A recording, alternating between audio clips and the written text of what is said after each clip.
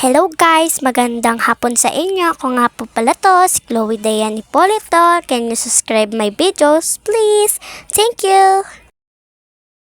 Ngayong araw nga po pala si daddy mo na nga po pala ibablog ko. Pinupunasan niya nga po pala dyan yung mga lalagyan ng pagkain ng mga manok niya. At itinago na nga niya to at may hinahanap nga siya na hindi niya alam kung ano talaga si daddy Pagkatapos naman naghagi si daddy doon at di siya nagbari-bari apo, agad-agad na lang ba? Lumabas muna nga siya at tinignan ko ang kanyang pinagkalatan at napakakalat nga. Nakita ko nga po pala yung pinaka-beautiful mother ko at lola ko naman na tiga Marites.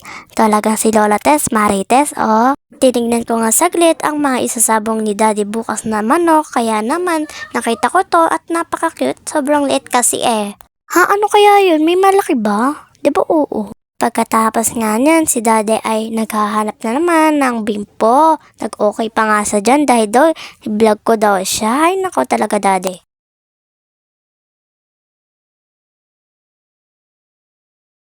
Pagkatapos naman, tinanong ni daddy yung kanyang mama na may bimpo ka daw ba dyan, ay nai-stress na nga si daddy dahil daw yung sabi daw ni lola ay wala na nga daw silang bimpo, kaya naman nai-stress na talaga si daddy, wala na akong magawa dyan. At ang galing talaga ni daddy, nagpakaawa pa siya ha. Lumabas mo na nga si daddy at para mailigpit na yung pinagkulungan ng mga manok niya. Syempre, di mawawala ang pagbabasa ng bimpo para naman punasan ang mga lapag ng pinagtaihan ng manok. Pasensya na pa sa mga kumakain. Pagkatapos palangan, hinalis mo na ni daddy yung kulungan ng manok at ito ay kukunin niya muna pinagkainan ng manok at pupunasan. Punas lang ng punas dyan daddy hanggang sa kuminis.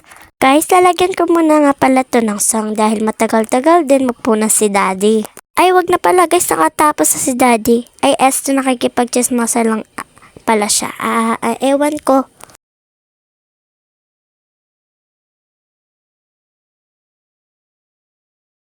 Hige lang daddy, punas lang dyan. Sipag lang, sipag lang, sipag lang!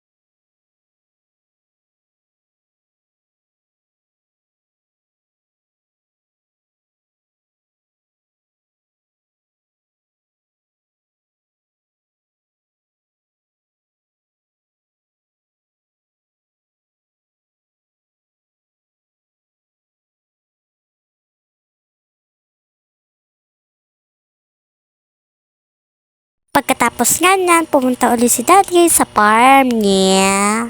Nilagay nga pala doon yung pinagkainan ng manok. At ito naman ay di na nga niya pinunasan. Ang pinunasan na lang yung pupo ng manok.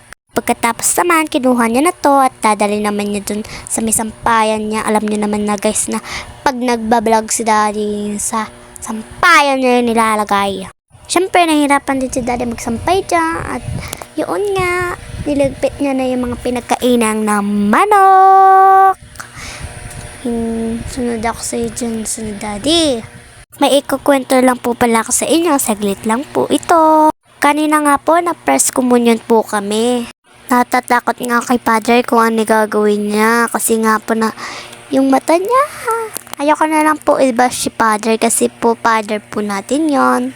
And ayun nga po, bumait na si Padre nung maraming ng tao kasi po nung nagbisa po kami talaga pong lumaki mata niya. Hanggang dito na lang pala guys, bye bye!